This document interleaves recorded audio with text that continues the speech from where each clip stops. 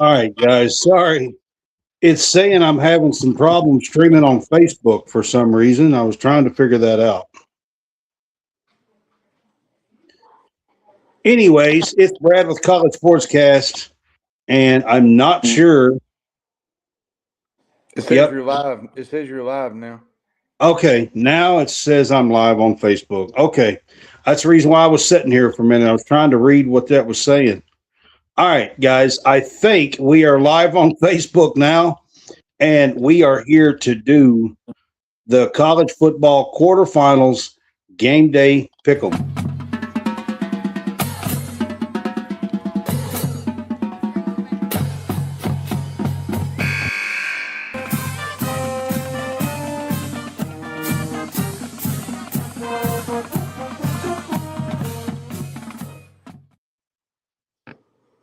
All right, guys, welcome in. It is Brad with College Sportscast. I am here to do our game day pick'ems. I've got John here with me. What's up, man? What's going on, man? It's a Tuesday night, and we are one night away from the first quarterfinal in college football. We got some good ones to talk about, actually, the quarterfinal. There's going to be some good games coming up here. Yeah, we've got some good ones. So hang with us. This is Game Day Pick'ems.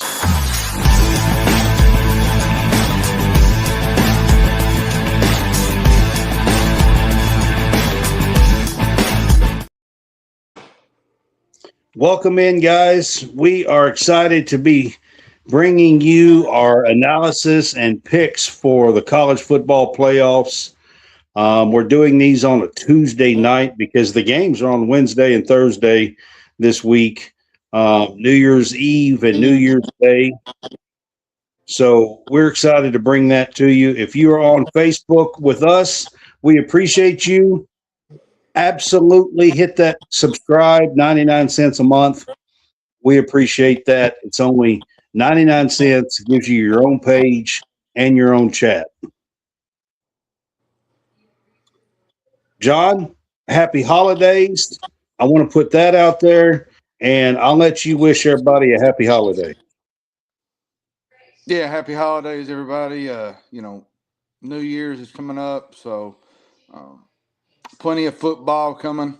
So sit back, eat you whatever it is that you have that is festive for your New Year's, and let's watch some football and let's talk some football. Absolutely.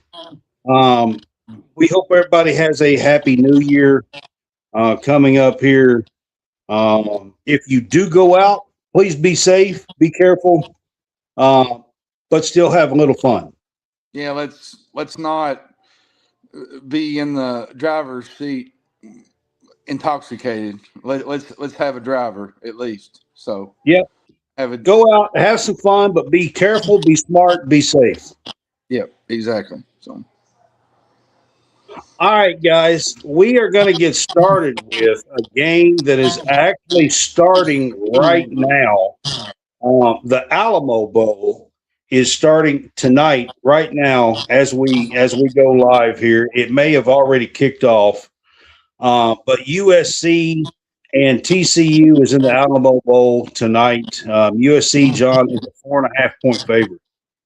Yeah, I haven't really been keeping up with a lot of the bowl games in general. It's kind of been too. I haven't either. It's been kind of. They've been some fun games, but for me, Happy New Year, fresh. The bowl season is just not what it used to be, Brad. You got players sitting out. You got guys going through the portal. NFL, it's not what it used to be now.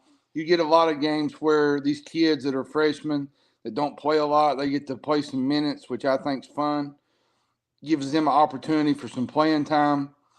This should be a fun game. USC, they had a really good year. TCU has a really good quarterback in Josh Hoover. I'm not for sure if he's playing in this game since he's in the portal. So he's probably not playing this game. And I actually heard a little bit earlier that he might be a lock to Indiana. So yeah, that's what I heard. There's some things going there. So I think I'm going to take USC in this game. I like USC. hopefully they can finish out the year on a high note. They Man, got some guys. they've had a pretty good year. Actually, TCU had a pretty good bounce back year. They're 8-4. Well, and TC, and USC's lost some guys too. They lost their Gus Cordova, one of their top edge guys, into the portal. He hadn't played a lot, but he was getting to that development to where he was getting more playing time.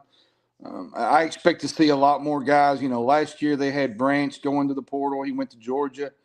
So I expect Lincoln Riley to kind of build that team again in the portal and kind of go from there. I mean, they're probably going to be in the mix for a bunch of, like Alabama and these others, but, USC's got some money to spend. So they're going to be high and tight in the portal. So.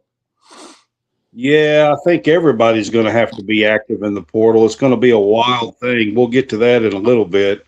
Yeah. Braden, what's up? Hope you're staying safe out there. Braden's visiting some friends in Oklahoma City, so I hope you're staying safe out there and having a little bit of fun as well. So just want to put that out there. He's run away from Dad for the week. Yeah, he's out of school and he's got a friend that's in the military and home in Oklahoma City for a few days. So you know what, Dad? I'm just gonna leave you home and I'm gonna go take me a trip to Oklahoma. Yeah, so he's out there having a little bit of fun, which is good. So good for him. Just want to put that out. All right, USC, I believe, is going to win this game. I'm going to take the Trojans in this one. TCU has a pretty good chance here if Hoover's playing, but I'm just not sure if he's playing or not. I'm not so sure, honestly. Yeah.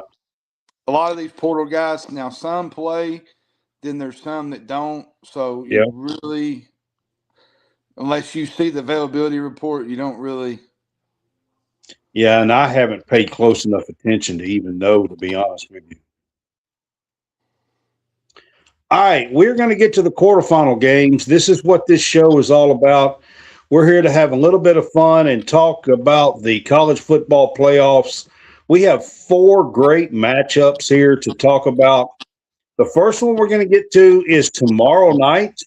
The Cotton Bowl is tomorrow night, John. Number 2, Ohio State takes on number 10, Miami. Mm-hmm. The Ohio State is a 9.5-point favorite. For good reason. Did you watch Miami last week? I mean, they won. It was not a great game, Brad. They didn't play great against A&M. They done enough to win. They played really good defense. But listen, you're going to have some offense to kind of score and win games. And if you don't score against Ohio State, you're going to get beat, I think. And Ohio State can move the football. They got some weapons. They got Jeremiah Smith. Julian Sain is a really good quarterback. I don't think this Miami team's going to be able to hold them to 3 points. Let's just leave it at that. So,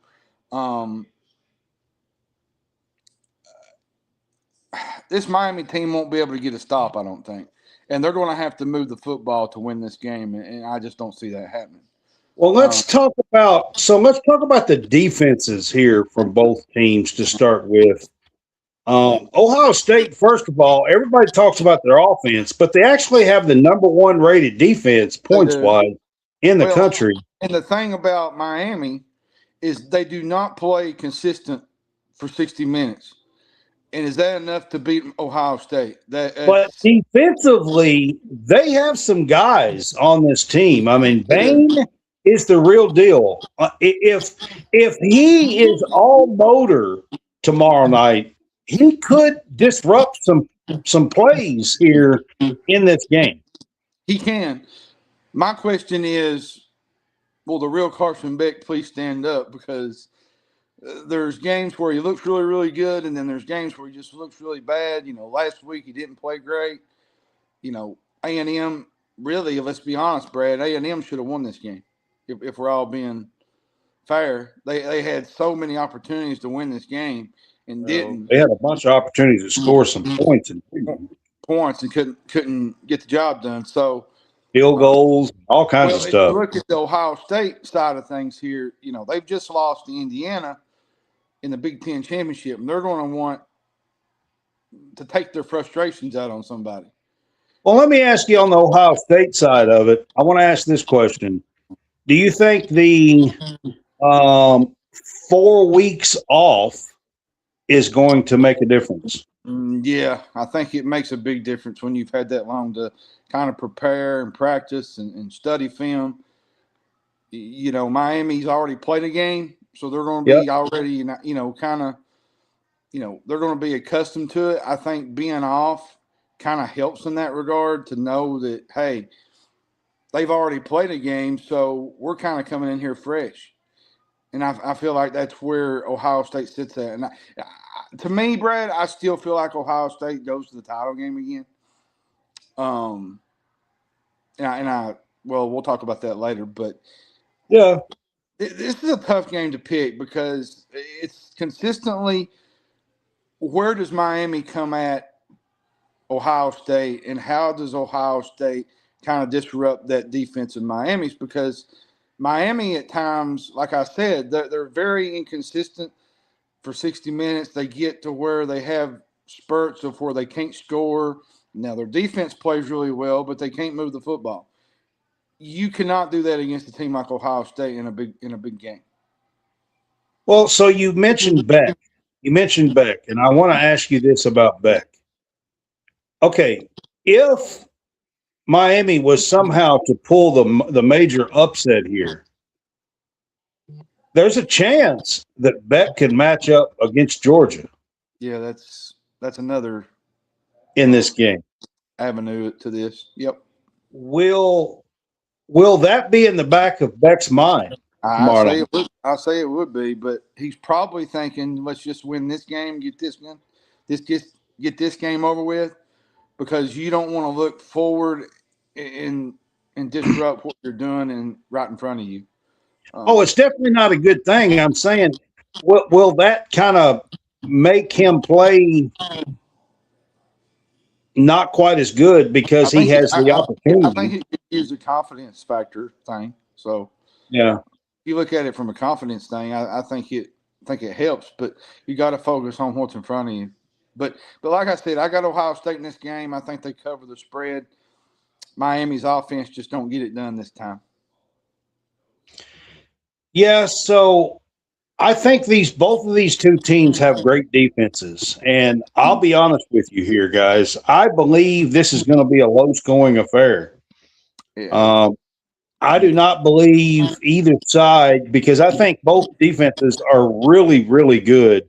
I just think, and a lot of people, I don't know if people forget this, but Ohio State and Miami played in the 0-1 national championship.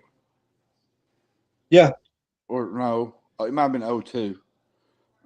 The year that Clinton Portis got hurt, and Miami should have won the national championship. Portis got hurt late in the first quarter, second half, I think, and that absolutely killed Miami.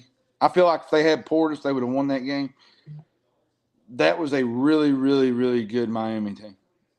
Oh, yeah, absolutely. They had some really good teams around the first of the century there. Sean Taylor, Ed Reed. Yeah. They had some talented Miami teams come through there. Oh, yeah. This one, man, I think the difference here is going to be Tate and Jeremiah Smith and a few of their just very talented wide receivers.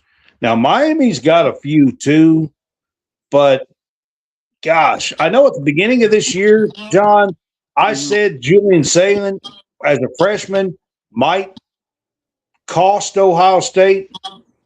And Beck is a senior, and he should be able to outplay him. But I'm not sure that's how this game is going to play out. I think the Buckeyes take this one. Mm-hmm. And I do believe it's going to be like a 24-10 game, something like that. Might even be 17-10 for a while. It could be. And a late touchdown kind of ices it. Yeah. Yeah. Something like that. I think it's going to be 24-10, 24-14. Could be 24-14, something like that. I do believe it'll be a low scoring game. All right. The next one we're going to get to is the Orange Bowl. This is a big one. This is the closest one. You got number 4 versus number 5, Texas Tech versus Oregon. And actually, number 5 is favored over number 4 by 2.5. It sure feels to me that the Red Raiders are being disrespected here. It does, in a way. Yes, absolutely. Now, to be fair, Oregon's really, really good. Dante Moore's tough. Their offense can really, really score in bunches. Now, how does Tech's defense correct to that? To Who me, is Brad, a really stellar defense. This has the potential to be the best playoff game of the whole group. Yeah, it does. Neither one of these teams has played in the Orange Bowl before. I believe I saw that. So being in the Orange Bowl is a completely new thing here. And I'll say this: the Red Raiders, their defense is probably going to be the best that Oregon's seen all season long. And yeah, now the Ducks' defense isn't as great as Texas Tech, and I think that could be a difference in the game. I just like Dante Moore in this offense better than I do the Texas Tech defense. I say that because when they get humming, Brad, they can literally just take over a game. They score 51 on James Madison. They just make plays. They run the football. They looked unstoppable against James Madison, but I got a feeling this Texas Tech Red Raiders defense is going to be a step up. It's a little step up in competition. I agree, but I'm just saying, Dante Moore can really. He sees the field really well. The offensive playmakers that they got, the running backs, they're just so good when they're complete and when they're healthy and when they're going at it from a passing standpoint. And they do little screen drop plays that just breaks off 20, 25 yards at a time. Texas Tech's going to have their hands full on their defense, and this is a really good Tech defense too. It is. Let's talk about Texas Tech offense and Joey McGuire's offense here. They ain't even really played any close games outside of their one loss. I mean, they've been beating everybody. Morton's really good. I really like Morton, their quarterback. He can really sling it. The thing is, they're probably going to score some points. Oregon's defense is not great. Oregon gave up 35 to James Madison last week, which, James Madison had a really good quarterback too, and Alonzo Burnett. A lot of it was late in the third and in the fourth. It was late. I agree. It was some garbage time, but Oregon's defense ain't as good as these other teams in the playoff. But when they get a chance to make a play, they make a play. And that's why I like, they got some 4- and 5-star guys. This might be a game. You got great defense here, so I don't think we're going to see a 45-44 score or anything like that. But this might be a game that goes 30-28. I think it can be. And I think, too, Tech, they've had a month off, really. Yeah. They've had a long time to kind of figure things out. And like we kind of said with Miami and Ohio State, Oregon's already played a game. So the time off for some of these teams that have these buys, it kind of creates a bonus factor for them that, they're going to have some fresh legs. Yeah, but are they going to be out of sync offensively? Sometimes you can be. Sometimes on defense you can be. All depends on how – I think the first 10, 15 minutes of this game, 20 minutes, is going to tell who's going to win this game or not. Because this game has the potential to be really, really good.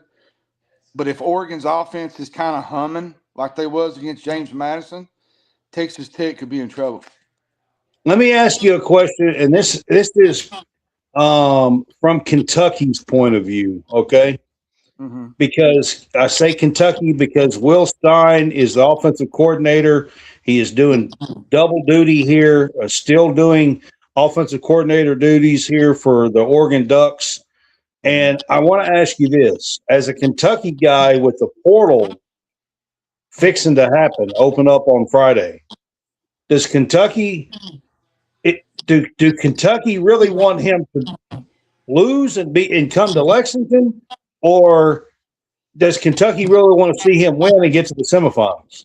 I think it's a little bit of both. I think you want to see how Kentucky, how their offense could, kind of progress next year.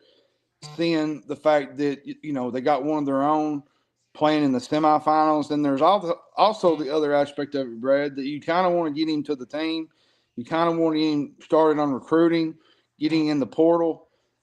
Now he's got some guys back home that are taking care of all this. Jay Bateman, there's guys that's working behind the clock trying to find guys, portal guys. Listen, this is going to be a 1 week, 2 week thing where there's going to be, Stein's going to be talking to them. Stein's going to be, working, overtime just to try to, get guys onto, visits. And you got guys that are already been offered by coaches. And that's another thing. In my time of being a Kentucky Wildcat fan, I've never known us to do what we're doing in recruiting when it comes to 5-star kids. I've watched Kentucky's football since I was like 2 or 3, and Kentucky is absolutely going after 5-star kids that you would have never thought that in my little world back in the early 90s. The way he recruits, the way he's got people behind. I mean, him. he has those ties and those relationships from being. That changes things too. So, but there's 2 different aspects of this, Brad. You want to cheer for him, but you also kind of want him to have full control and to kind of be right there to work the phones and work with these players. Yeah, so we'll see what happens here, guys. I do believe, John, that you were right. The Red Raiders are kind of being disrespected here. Yeah, they're, underdog. They got a really good defense. Offense is really, really good when they're moving the ball, when they're scoring. Now, Oregon's really, really good. We all know Oregon's good. Their offense is great. Their defense sometimes can kind of have issues. We saw last week where they gave up a lot of yardage to James Madison. You're not going to be able to do that against Texas Tech because Texas Tech's defense is really good, and you get to a point to where you're behind, could be danger zone. So let's go with our picks here. Oregon is a 2.5-point favorite. I've got Oregon. I think Oregon wins this game. I also wouldn't be shocked if Texas Tech won this game. So it's kind of like a flip-flop. This is, to me, is a pick-em game. It's probably the better games of the college playoff. Well, I'm going to be honest with you, John. A week ago or 10 days ago when we did the first round games, I was 4-0. I went 4-0 in the playoffs so far. I got Ohio State in the first one. This is the first game where I'm like, man, this thing could go either way. Like, absolutely, it could go either damn way. Alabama, Oklahoma was a little bit like that last week, but this is the one that I'm really kind of struggling with. I like this Texas Tech Red Raiders team. I really do. I have all year long. I believe that they do have a chance here, not just here. I think they could surprise somebody in the next round, to be honest with you. I do. Having said that, man, it feels so bad. I feel like I've been a Dan Lanning guy. This is way before the Kentucky stuff. John will tell you, I've been high on Dan Lanning for like 2 years.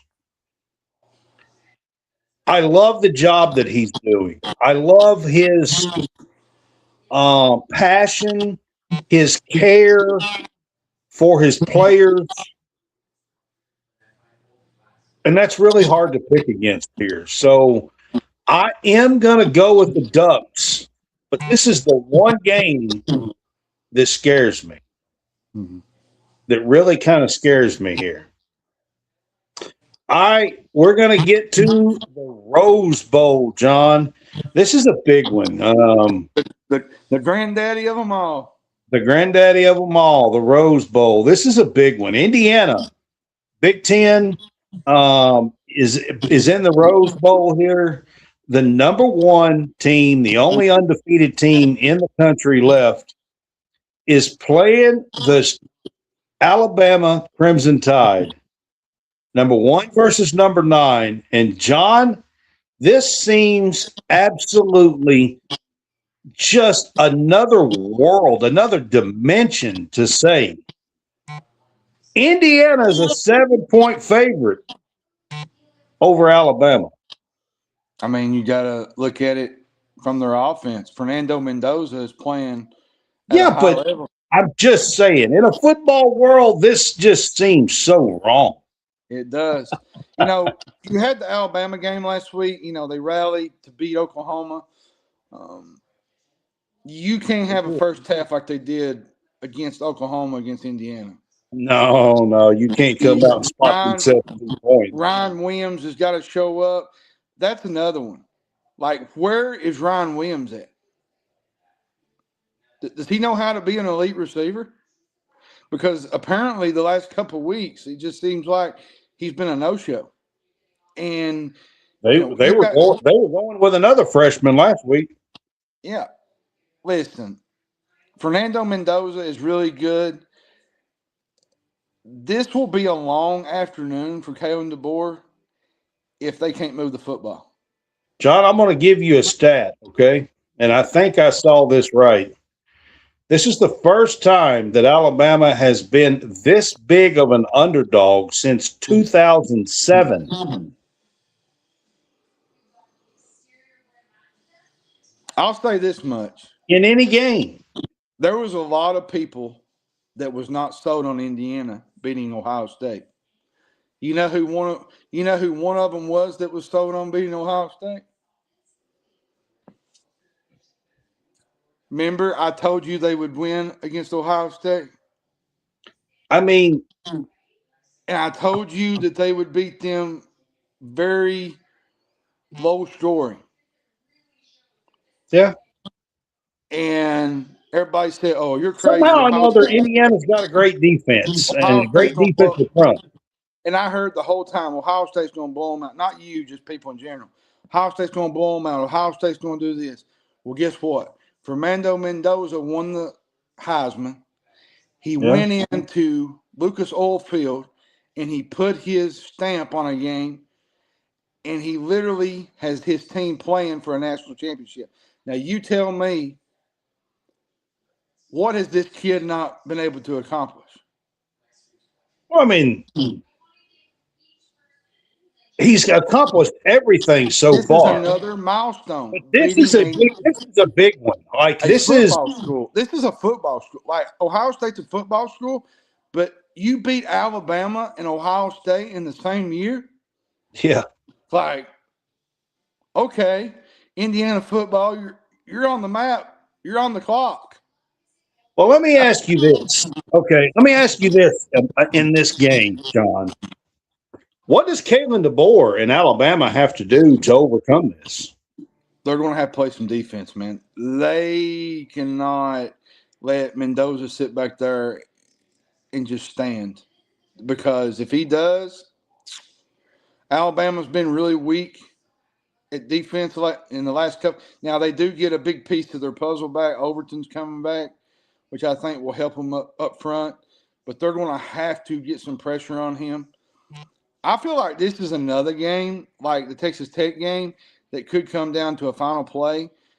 But I also see it from another aspect that if Alabama don't come out ready and Ty Simpson has his, fluky game, this could be 37-0 by the fourth quarter. 37-7. I can't. I mean, I just can't have a hard time believing that one. But I think Indiana could definitely win this game. That's for sure. But I'm telling you, this Indiana squad is for real. They're good. They're great on defense. They're good on offense. Alabama is not going to be able to sleepwalk in this game. I'm telling you, if Alabama cannot move the football, this could be a blowout, Brad.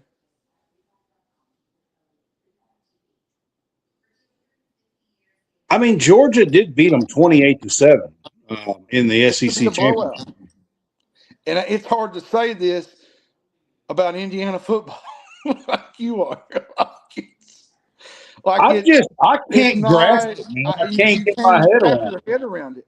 But I will say this: what's going to be fun if Indiana wins this game is the Fernando Mendoza interview in the Rose Bowl. That's going to be the exciting thing to see, because this kid, everybody talks about him, being weird and being all this when he does interviews. Man, he's just a good, wholesome kid. Did you see him with his family? Loves the game of football. And Did you see him with his family? Yes. I mean, he's just a good, wholesome kid. He's got a mother that's sick. Yep. He's winning games for his mom. His whole family is his very brother. tight. His brother. I mean, yeah. This is a team that you want to cheer for. I mean, you know what? Kurt Signetti, you need to Google him, Brad. He wins. I mean, you can't argue with it. I mean, you can't argue with it at all. That's true. But I got Indiana. I went back and forth. I wanted to pick Alabama, but I just think Indiana has the better defense. I feel like they have the better offense. Now, when Alabama is moving the ball, I feel like they're a better team. Man, I'm telling you, but I like this. This is the most foreign pick that I have ever done on this show. We've been doing this for 4 seasons. And this is the most foreign pick that I have ever done on this show. It is crazy to me to say that Alabama is going to get beat and lose to the Indiana Hoosiers in football on the national stage. Hang on, I'm trying to remove this other one. All right, there we go. On the national stage in the college football playoffs,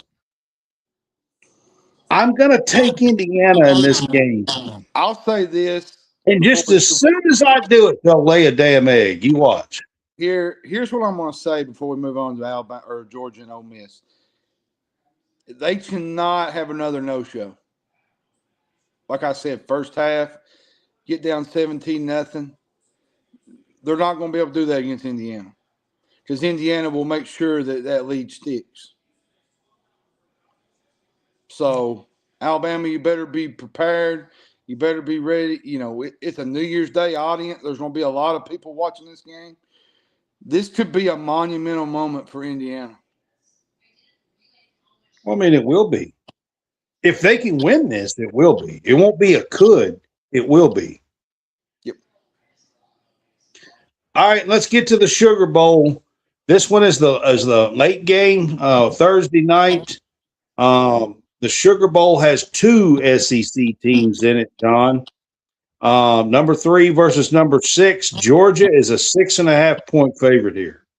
I'm going to tell you something. What would be so exciting for me, but I feel like Georgia wins this game. But seeing Ole Miss come out and just run rampant through this playoff and stick it right in Lane Kiffin's face. I mean, there's a part of me that says, yeah, on that, yes. I will say this. At the end of it, though, Georgia brings a lot more to this game now than they did back then. their defense, their offense has gotten better. Now, let's be honest. Trinidad Chambliss can put on a show really quick. Is he fully healthy though? That's another thing. And to be fair, Ole Miss drew an easy game in the first round that they played Tulane. Yeah. I think we're going to see a different outcome here. I think it's going to be closer than people think. But I do think Georgia wins this game. I'm going to tell you something, Brad. Georgia has been playing the last month defensively like old Georgia. They have the last little bit, yeah. And if old Georgia comes to play in this tournament, in this playoff field, they could get to the finals for sure. I wouldn't be shocked if Kirby Smart pulls it out and wins the national championship. Yeah, I mean, it's possible with that defense if they can play like that. Oh, to me, Ole Miss should better enjoy this. I want to ask you a couple I feel like questions. This is the only probably best chance they've got. It probably will be honest with you. But I want to ask you a couple of questions, okay? So the word tampering, okay, has been something that you hear in college sports for quite a while now, okay? Mm-hmm. John, there are six fixing to be six LSU coaches that are coaching Ole Miss in this game. Position coaches that are coaching Ole Miss in this game against an SEC school. Mm-hmm. The definition of tampering, I mean, come on. Like, it's just wild. The stuff that's going on what makes in this college so football is wild. The one thing that makes this so bad with the Friday transfer portal looming is if Ole Miss loses this game, you might see a platoon of players enter the portal. Yeah, Thursday. You might have to. There might be like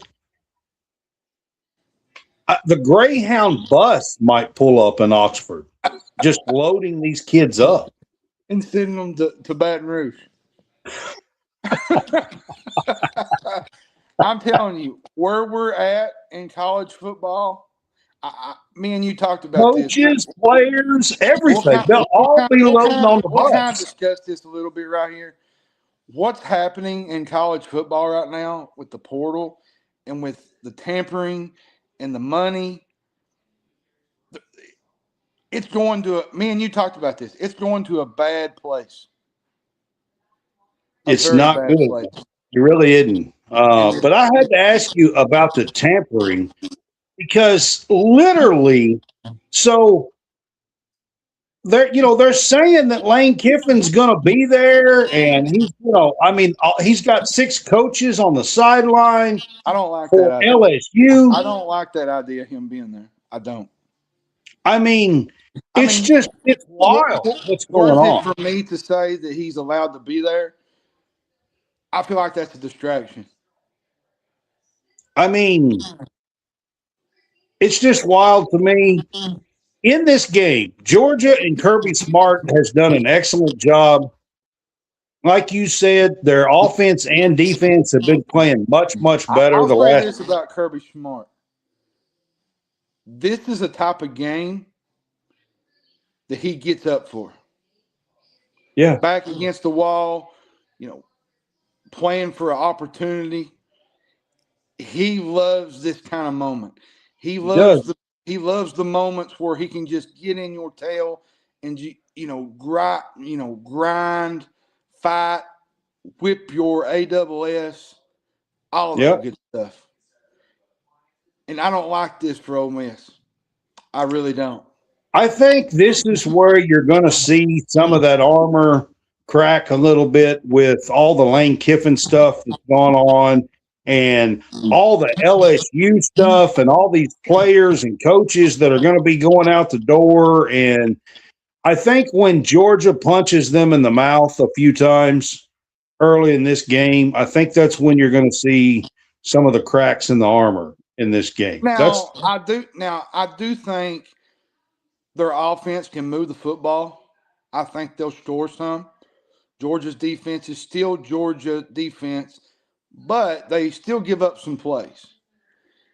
And this is an offense that can actually move the ball. I Harrison mean, Ole Wallace. Miss had them down in the matchup, early in the season. Ole Miss has got some really good receivers. The Harrison Wallace kid.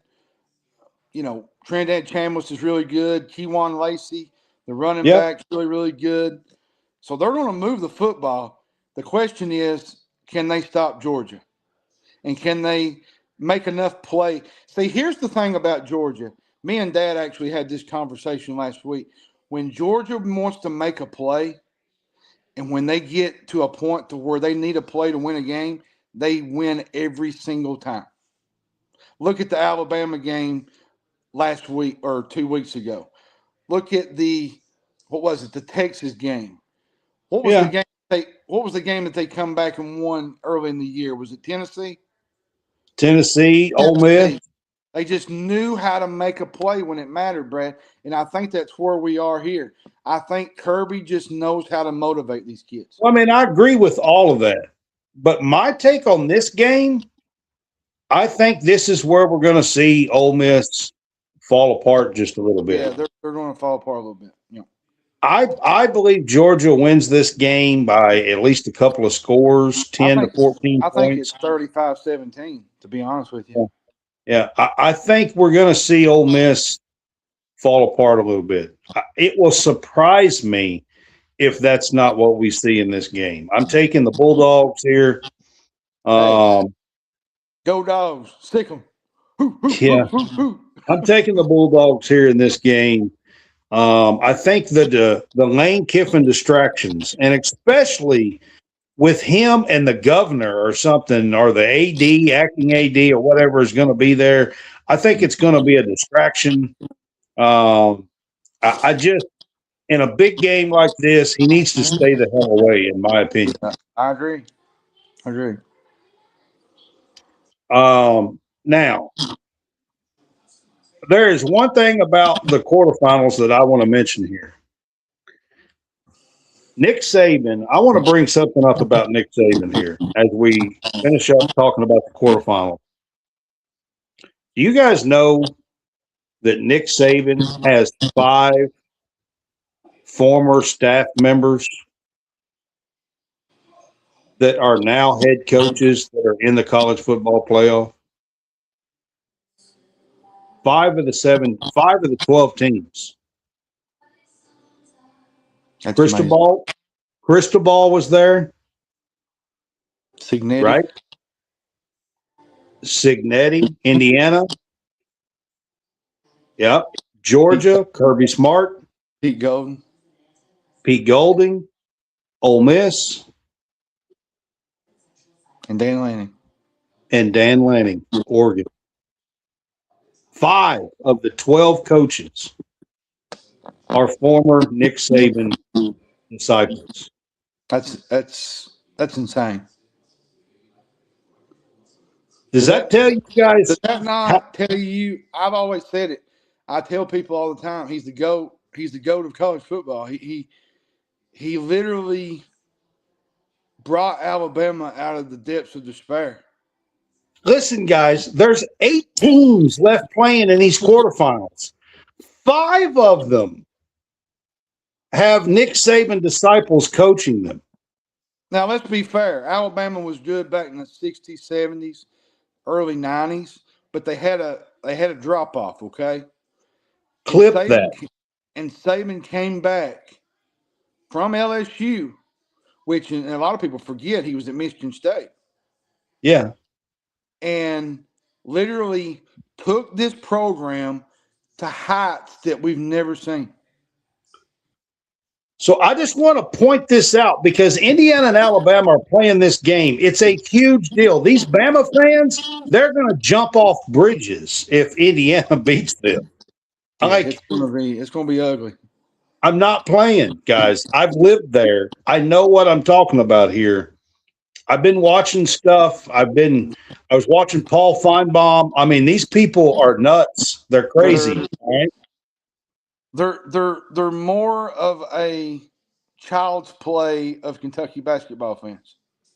I'm telling you, When it it's comes not going to be pretty. I to a just wanted to give Nick Saban his props. 5 of the 8 teams remaining have Nick Saban disciples as the head coach. That's wild. Insane, Brad. Insane.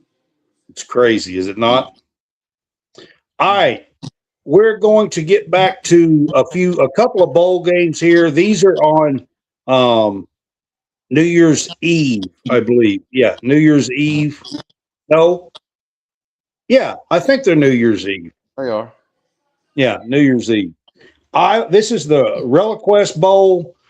This used to be the Outback Bowl. This is Iowa versus Vanderbilt. Vanderbilt is a 5.5 point favorite here, John.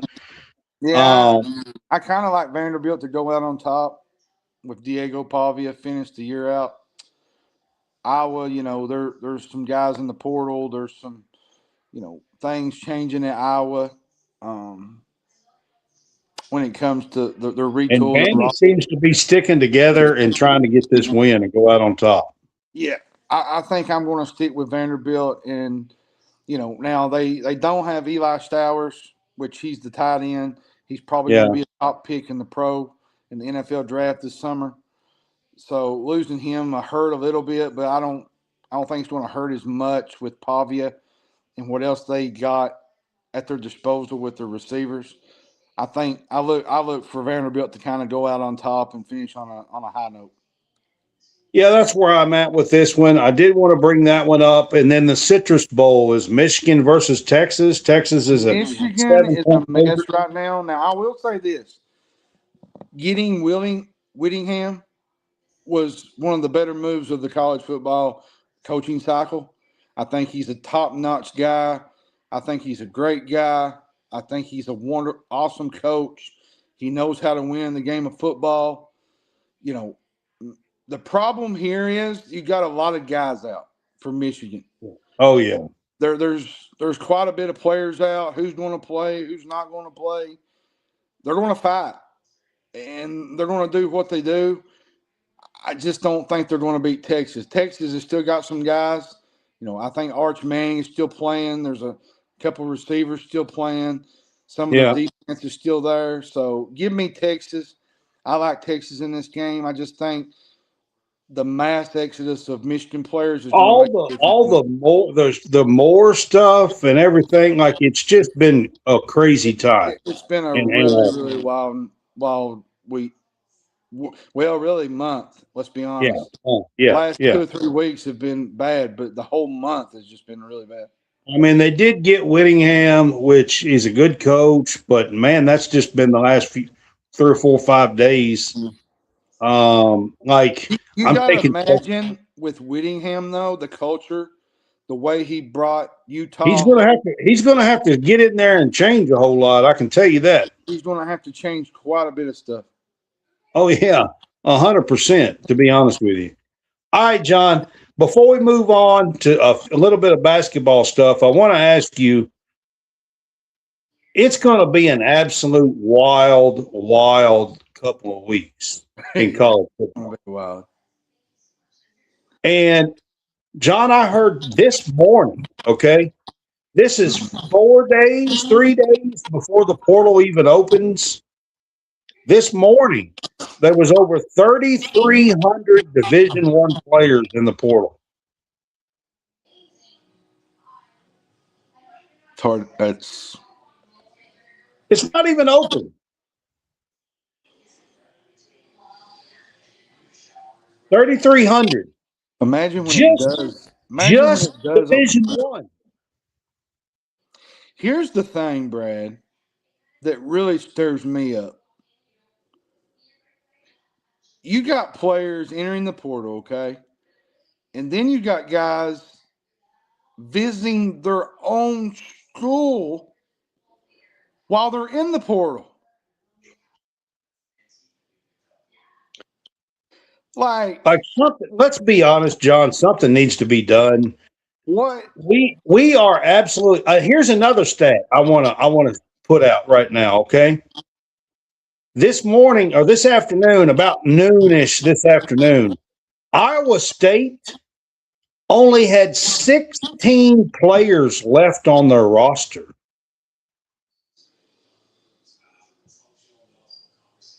Well, 16. to be fair, you can blame Matt Campbell for that one. I'm just saying, if something's not done, these schools are going to be left behind. Like, you can't play football in that kind of, like, you can't, we are destroying, that's a Power Four conference team. Well, look at James Madison. They don't even have any starters left. I know. Every team, starter.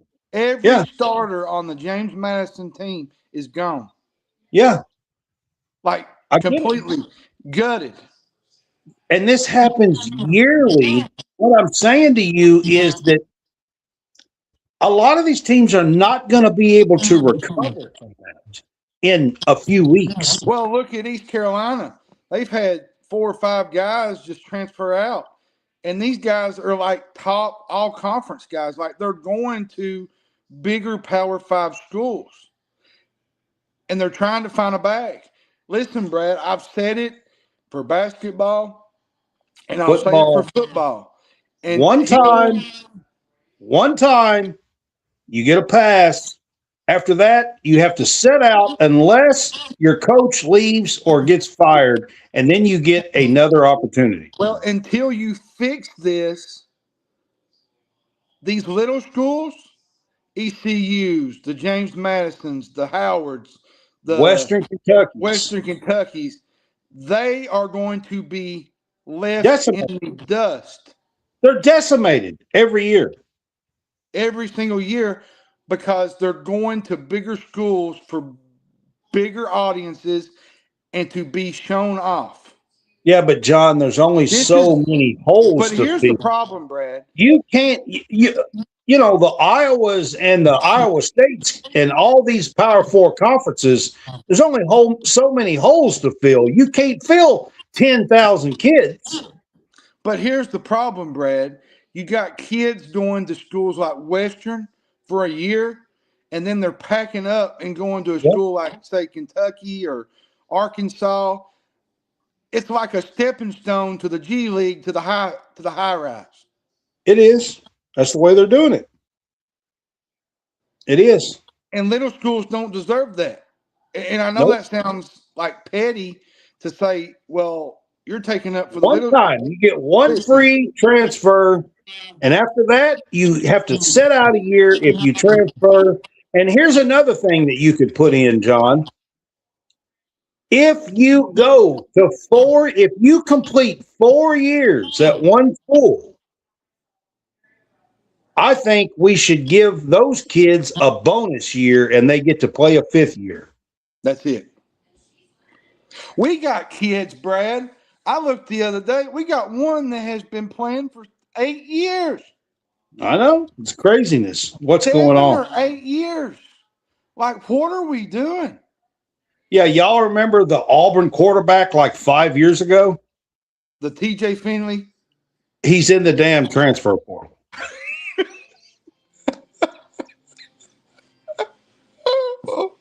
I'm just saying. And that's not a joke. That's actually true. I'm telling the truth. He's in the portal, yes. He's in the portal.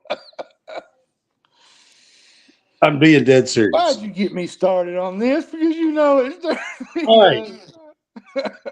We're going to move on. I just had to throw a few little things in there on it. Yeah, of course you did. You had to throw curveballs, man. Yeah. All right. Women's basketball, we're going to get to a couple here. We got about 3 or 4. Kentucky plays LSU on Thursday night at LSU in Baton Rouge. John, this is going to be a tough one. Tough. You know, guard play is going to be major in this game. I like LSU here as much as I love the girls. Clara Strag is really, really good. Tiani Key is tough. Tony Morgan is really, really good. I'll say this, Brad. I won't expect them to lay down, though. They're going to play their game. They're going to play hard. They're going to fight. But I just think LSU has just better guards in general overall, and they got a better bench. And I think that's what wins out in this game. Yeah, this is going to be a tough one. The only way Kentucky can win this game is they're going to have to shoot like they did the other night. I mean, Yeah, if they can, they're going to have to at if least they shoot can 40%. hit 11, 12, 13 threes, they'll have a chance in this game. They're going to have to hit at least 41, 42% from three to have a shot. Yeah, I mean, honestly, and they've got the girls to do it. If Hassett is on fire and Boone is on fire and Carroll can come in and hit three off the bench, I mean, they've got the girls to do it, to be honest with you. Claire Strack's going to get hers. Tony Morgan's going to get to the hole. She's going to have at least a double-figure game and 8 or 10 I'm going to say this about Clara Strack. This girl is going to have a major contract next year in the pros. She can play. And whoever takes a chance on her in the after next year, she's going to be a top 10 pick. That's what I mean. After next year, yeah, somebody's going to take a chance on this kid, and somebody's going to get a diamond because this kid can play basketball. Yeah, I mean, for her size, 6'5". I mean, she's amazing. She really is. I just think Kentucky's going to keep this close. I think for Kentucky to win, they are going to have to hit 11, 12 3-pointers. Yeah, I agree with you. To be honest with you, I'm not going to pick this game. I cover them. I'm not going to pick them. Yeah, I'm not. Pick either way. I'm not going to do the men's side either because I feel like, that's kind of being, But I do believe the girls have a real shot here on the road in Baton Rouge.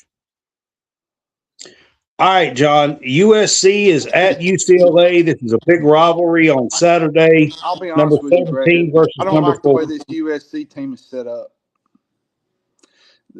Without Juju, it's been not great. I mean, Jazzy's been playing well. Jazzy's played well. Now, listen, they're playing against a really good UCLA team. Yep. They got Lauren Betts. She might be the best player in the country, not named Fudd or Sarah Strong. I mean, Betts is 6'6", big, strong. She can handle it in the post. She's going to be in the W next year.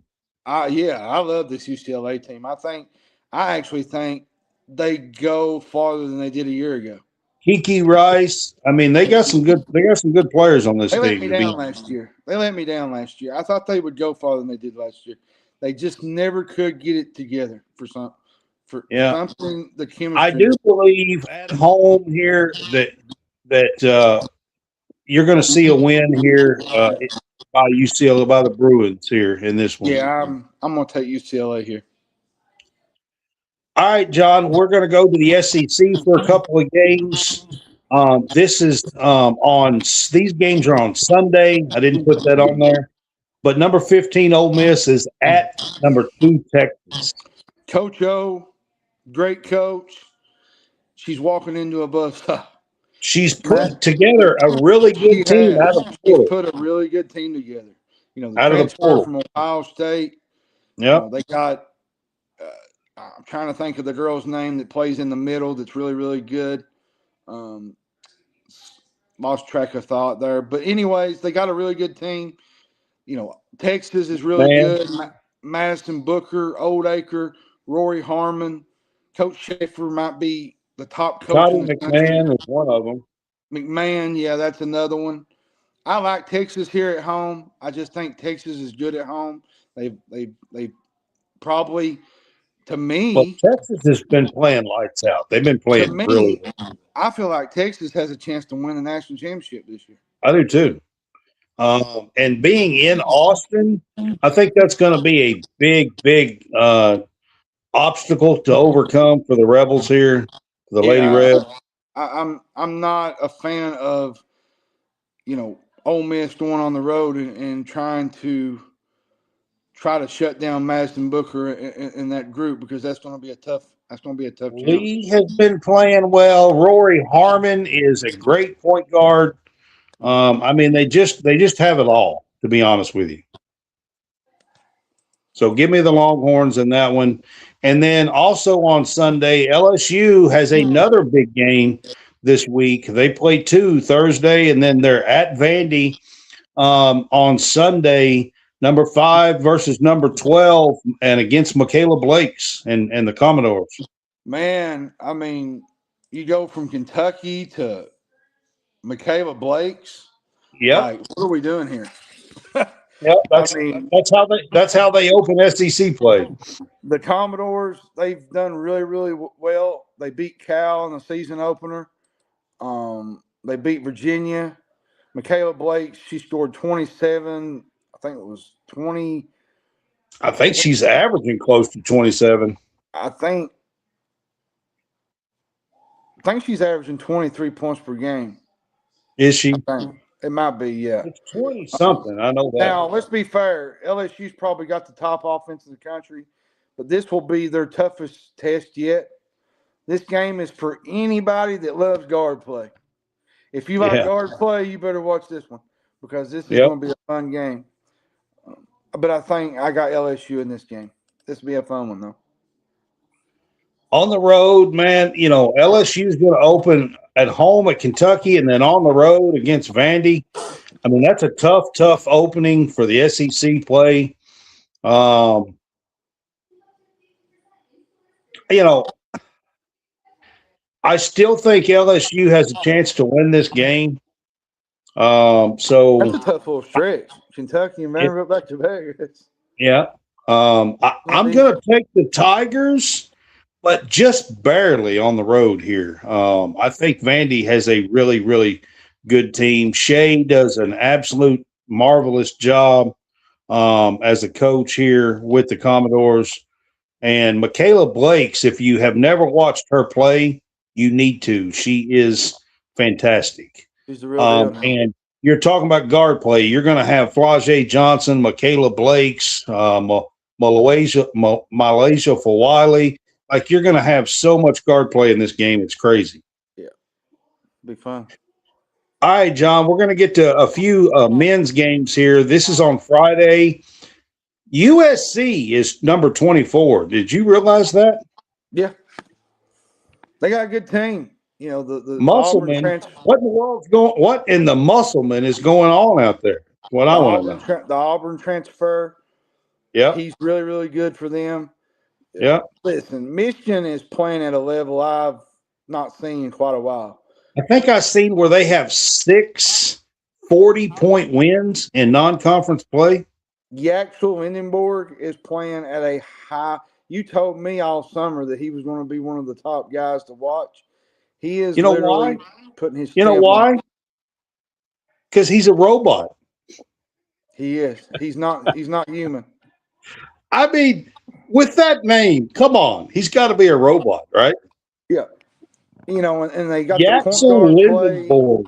I mean, come on now. You know, they got the point guard play, the little guard from North Carolina, Elliot Cadeau. They are just playing unreal basketball right now. They are probably one of the top seeds right now. If you're breaking down the bracketology this early. I want to be honest with you about Lindenborg, to be honest. In the offseason, Kentucky had a chance with him, and they said, we don't want to match that. Well, look what he's doing now. So, yeah. Just want to put that out there. Michigan is playing on an absolute another level here. Well, they whipped Gonzaga. What was it 40 points? Yeah. They just doing that. I'm going to tell you something. May is one of the finest coaches in college basketball. Absolutely. He's the Signetti of college basketball. He can literally draw up any play. He knows how to. He's the Kurt Signetti of college basketball. He knows how to put players in position to win. He's taken a team that probably on paper is 15, 20 good, 10, and turn them into a dynamite roster. I mean, they look like they could easily win it all so far. Yep.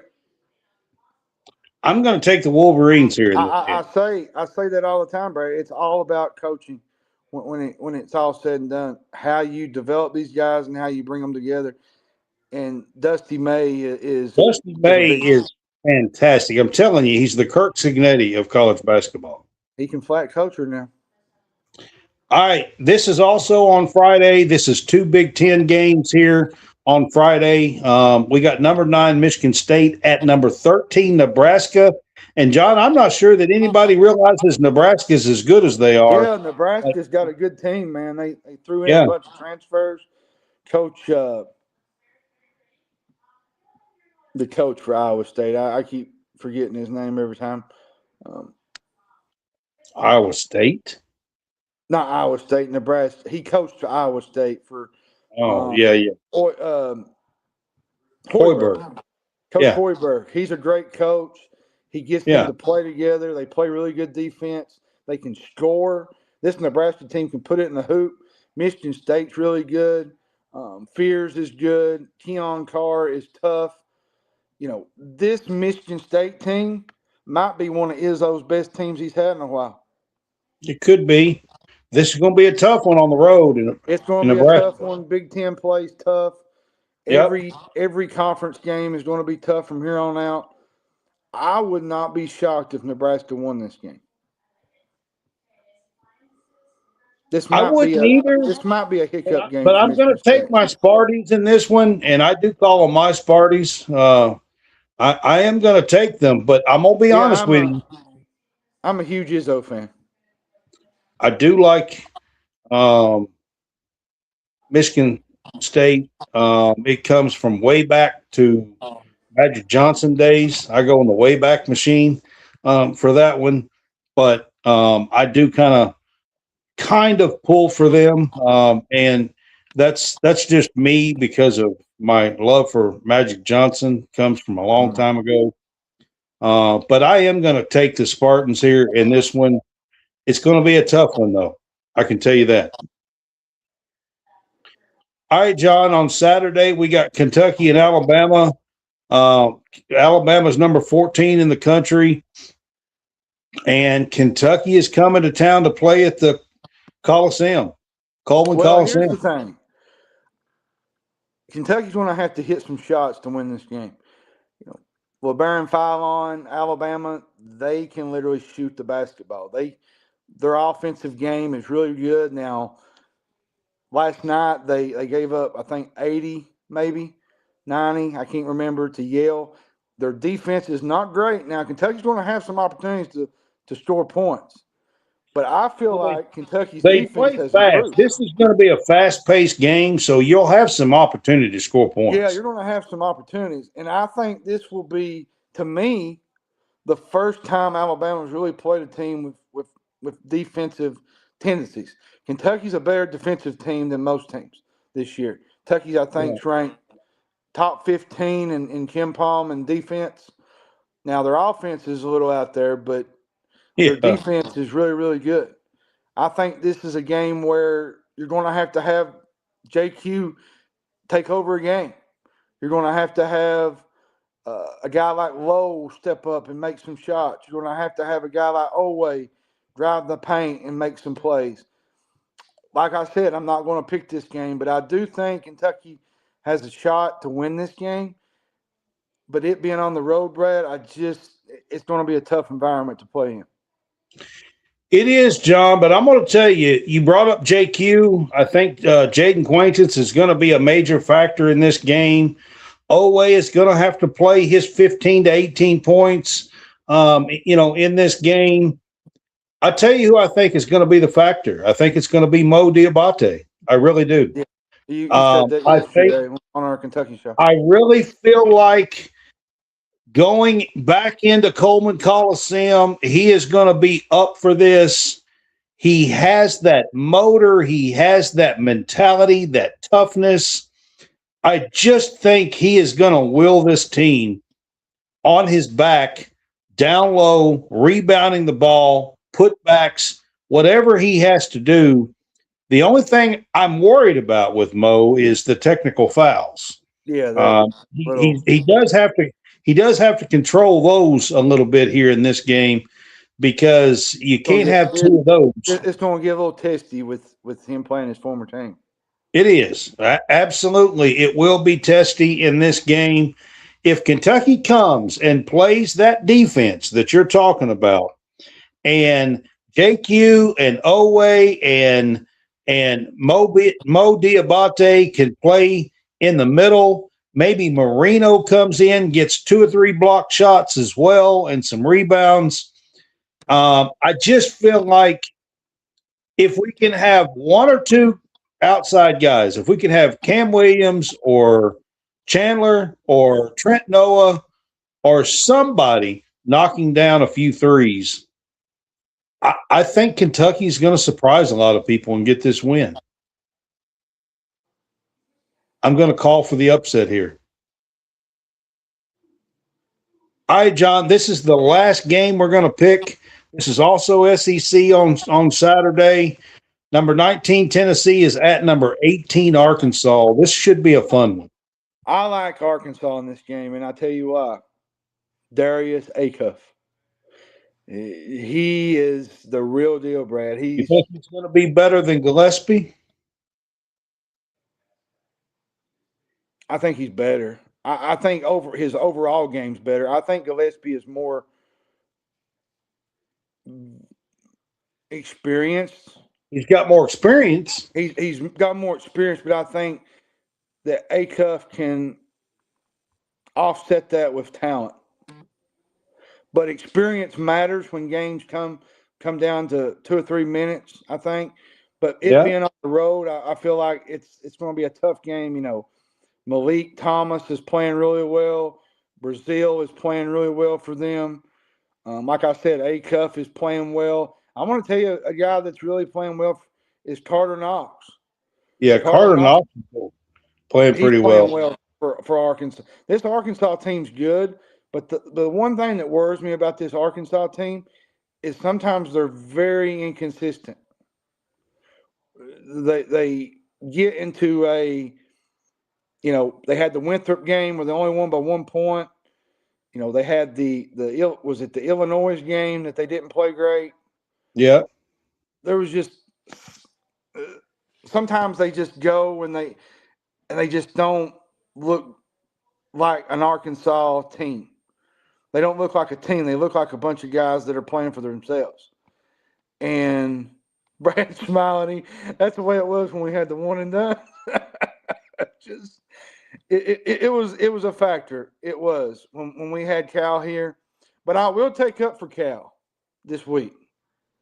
He said something that really helped, that really, really stood out. He was talking about the basketball side of things when it comes to the NBA with the portal. Yeah. He said, I don't care if you're from Russia. If you've been to the NBA and played, you do not deserve to be back in college basketball. That's true. I mean, he did say something. He made a good point on that. And I know everybody wants to kind of rail on him, but he made some good points when it comes to the NBA and what's happening with the whole eligibility thing. But I like this Arkansas team. I think they're going to be really good. I think they got a chance to be a top seed. I will say this about Tennessee, though, Brad. They got a really good freshman in Nate Ament. I think he's going to be. I'll be honest with you, John. I think Ament is better than Thomas. I actually think by the time the season's over, he's going to be hard to deal with.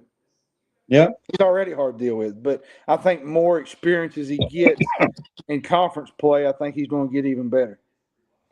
I mean, I'm going to take the Razorbacks. People don't like me for saying this, but Rick Barnes is an absolutely heck of a basketball coach. Oh, he is a great coach. Barnes is a great coach. But I got Arkansas on this. You got Barnes versus Calipari here, and to be honest with you, they've had some battles over the years. They have. Especially when Cal was at UK. Yeah, that's what I'm saying. Over the years, they've had some. I mean, even like you here, with Tennessee and Arkansas now, when he was at Texas, and I'm talking about Barnes. I mean, there's been some battles. They had Kevin Durant. Yeah, so I mean, A lot of people forget that he actually coached Kevin Durant. A lot of people don't even know that. I do think that the Razorbacks probably win this at home. And that's where I'm going to lean on this one because you know how old I am? Is I actually remember that Barnes coached Kevin Durant. Yeah. Hey, Durant was actually in college. Okay, wait a second. I remember Rex Chapman. Okay. Well, I mean, that was back when you was in diapers, man. Like I remember Sam Bowie playing in college. I'm a little older than you. You're a little older than me. A little. I want to say something real quick. I've got one topic that I want to bring up, and you kind of mentioned it with the Calipari stuff a minute ago, but I just wanted to talk about the state of college basketball, man, and the stuff that's going on. It's in a bad place. The NCAA president come out today and tried to clear up some stuff. Charlie Baker did. It is kind of reminiscent of what I said last night on the show. If you've been at Kentucky and went pro, you're not coming back. I said that. I repeat, you're not coming back. Just last night on our Wildcat Weekly show. And yet we still got people putting out stuff like the EJ Montgomery stuff. And oh, my God. What are we doing, people? I mean, it's so dumb. Please, if you see that stuff, call them out on it. It is so dumb. For real.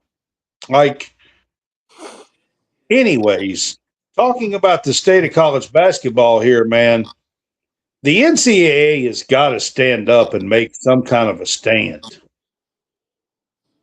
Yeah, it's in a bad spot. You can't just being pushed around all over the place and allowing whatever the hell somebody wants to do all the time. Take it to court and freaking win. Get you a damn lawyer, for God's sakes. Something. But you know what's the bad part of it is, though, Brad? And everybody says, well, why don't the NCAA do something about it? Well, the fact of the matter is they don't want to get involved. Well, the courts keep letting others win cases. Well, go get you a damn lawyer. Where the hell's Johnny Cochran when you need him? Yeah. That was a joke, guys. I know Johnny Cochran is not around. That was a joke. I am aware of that. I'm just saying. Oh, goodness. Go get you a lawyer, for God's sakes. Shoo, Brad. I'm just saying. Oh. I'm just saying, John. Holy cow. Oh, goodness.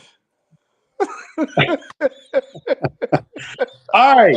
So if you're not going to stand up, all right, this new settlement was supposed to, if all these schools will sign the damn paperwork, it was supposed to create a new commission called the College Sports Commission, or the CSC. All right. And the paperwork was sent out and it was supposed to already be signed, and nobody is returning the stuff, the paperwork with the signed papers. They got to have each and every Power Four conference to sign this. Here's my problem with it is the kid from Baylor, Najee. Yeah. He played for the Clippers. I don't believe he actually played. He was in the summer league. But what I'm saying, he was in the summer league for them. Does that not rule him out? Well, so from the way I understand it, he never signed an NBA contract. He got cut and he never signed a contract. So basically what you're saying is if you get drafted and you don't get put on the, the NBA contract, you're allowed to go back to college? So here's what they've come out and said today. Okay, I'm going to try to clear this up real quick. In Europe, okay, in the Euro leagues, just like Yelovich, that's on the team for Kentucky this year, okay, he's been overseas playing in these Euro leagues, who are semi-pro leagues, okay, and we've allowed those kids to come over here because they play for like a few $1,000s, 10, 20, $30,000, and they have been allowing those kids to come over here. They're not playing in the top pro leagues in the NBA and that kind of stuff, and we have been allowing those kids to come over here. What they're doing and what they're saying is that since they're allowing international players to do this, they are now going to let American players do this as long as you're within 5 years of your high school graduation and you never signed an NBA contract. Now, here's the kicker with the NBA contract. That does include two-way contracts. Two-way contracts guarantees you get a spot on an NBA team for X amount of games. All right. So and you get about $500,000. The G League contracts, they pay these guys $30,000 or $40,000. So if you never signed an NBA two-way contract and are within 5 years of your high school graduation, just like the Euro guys who are getting to come over here and play in college, what they're saying today is that you as well can do that. That's what they're saying. I'm not sure that I agree with all that, but I do say if you're going to let the Euro guys do that, might as well let the Americans do it. Yeah. I mean, you have let Big Z come over and did that. He played over there. His brother played on that team. Yelovich is over here playing. There's others on the Illinois team right now that's playing that did that as well. I'll just tell you this. It's a slippery slope that gets very, no pun intended, slippery. When you're letting Europe guys do this, then you're cutting out American guys. Yep. You got to play the field and you got to play the game, and it's going to reach a point where kids that say didn't get a two-way contract are going to say, "Oh, well, I didn't get to play in I went to college, I went to the pros, didn't get on a team, so I guess I can go back to college." That's basically what they're saying. They're saying you're playing in kind of a semi-pro for pennies, basically just like the Euro guys do, and you haven't signed any kind of NBA contract, two-way contracts, all that kind of stuff for the G League, and you're within 5 years of your high school graduation, they're saying you have a chance to come back to college. That's what they're saying. So that's it in a nutshell. And I'll leave it at that. But, man, the NCAA has to take some stands. So they really do. I want to say this real quick. I just want to say thank you to all of our supporters. Most people don't know this will be our last show before the New Year's. Yep. And I just want to say thank you to those that support us, those that don't, those that do. We love it either way. Brad loves the attention. Support. I don't care if support is good or bad. I could care less. Yeah, to be quite honest with you, support one way or another. So it's still support. It is. That's true. So I just want to kind of say thank you to all of our supporters and those that follow us and those that have allowed us to be in your living room on a video. Shout out to UK Athletics, Susan Lax, Deb Moore, Cammy Moore Williams, Cammy Moore, Ethan. Yeah. From all the, Neely, everybody down for letting us be a part of UK athletics and cover what we love to do. And hopefully by 2026, we'll have more to show and more to give and more opportunities to, cover the Cats and do things that we love to do and give you all more information and updates. And Friday is the portal. Me and Brad will have some kind of updates here and there yonder that are happening because it's going to happen all at once really quick. Like it's going to be so much information piled into one day. And it's probably going to go on for do a few short lives or something, a couple of short lives or something. It's going to be a 2-week thing where they can enter the portal but you don't have to commit, but you have to be in the portal by the 16th of January. Yeah. So it's going to be a wild goose chase till the 16th of January, plus the college football playoffs. But I just want to say thank you to everybody that have supported us and been a fan of ours. Continue to like, share, send more people to our show, like our stuff, send your friends links, whatever you got to do. Just help us grow this, and hopefully we can get over the I want to shout out Stadium Rant. Also want to shout out the Real Fresh channel. Check them out, and thank you for the partnership that you guys have done for us. So I want to give them a shout out here while we're doing that. And then I want to wrap this up by just saying Happy New Year to everybody, man. I hope that each and every one of you have a prosperous year in 2026, including us, to be quite honest with you. But I hope everyone has a prosperous year in 2026. Do not forget to eat your cabbage and black-eyed peas on New Year's Day. You started to say green beans. I did. I don't even know where that came from. Dad's making hog's jaw for New Year's. So I don't know if anybody's ever had hog's jaw, but it's a little different. It's a little tough. Yeah, it's tough. So yeah. I will say this though. I appreciate you. This has been a fun ride for us. This year has been tough, but at the same time, you've got the opportunity to spend more time with your child. That has been a big plus to you. I know that's been an overwhelming thing for you because it's actually been a pretty good year, to be honest with you. 2025 has been a pretty good year. Yeah, it has. And you missed some time with him, but you've got an opportunity to, have that relationship back with him, which I think is awesome. And I'm still thankful for our Christmas dinner with our Christmas. That's our annual, according to Braden, it's the Hammond's show or something, he says. Hammond's Day. He called it Hammond's Day. He calls it Hammond's Day or something. Yeah. So, I just wanted to shout out everybody and thank you for supporting us and